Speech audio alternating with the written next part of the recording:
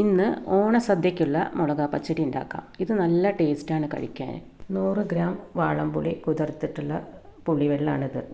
ഓരോരുത്തർക്കും എത്രയാണ് മുളകാ പച്ചടി വേണ്ടിച്ചാൽ അതിനനുസരിച്ചിട്ട് പുളിങ്ങെടുക്കുക കേട്ടോ. ഈ പുളിവെള്ളം ഒന്ന് കുറുകി വരട്ടെ. ഇതിലേക്ക് കുറച്ച് മഞ്ഞൾപ്പൊടി ഇട്ട് കൊടുക്കാം. ഇതിലേക്ക് കുറച്ച് മുളക് പൊടി ഇട്ട് കൊടുക്കാം. കുറച്ച് ഉപ്പിട്ട് കൊടുക്കാം.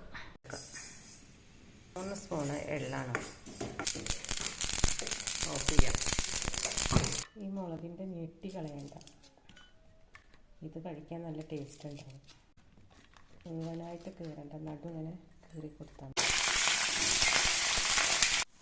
നമ്മുടെ വീട്ടിൽ നിന്ന് തന്നെ പൊട്ടിച്ച മുളകാണ് കേട്ടോ.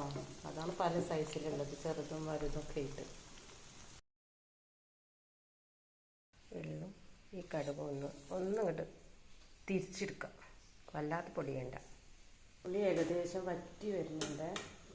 ശർക്കരപ്പാനി ഒഴിച്ചെടുക്കാം. അരിച്ച് വെച്ചതാണ്. ഇത് നല്ലോണം കുറുകട്ടെ. കണ്ടോ വറ്റി. നമുക്കതിലേക്ക് മുളകൊക്കെ ഇട്ട് കൊടുക്കാം കേട്ടോ.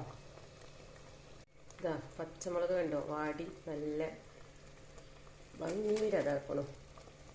എള്ളും കടുകും കൂടി ഒന്ന് പൊടിച്ചതാണ്.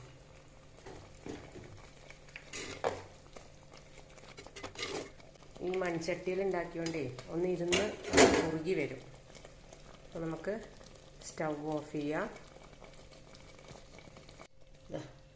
കറിവേപ്പിലിടാം.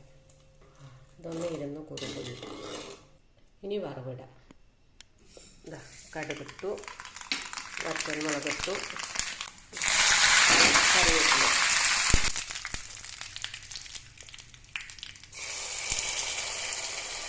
എല്ലാവരും ഉണ്ടാക്കി നോക്കൂ കേട്ടോ.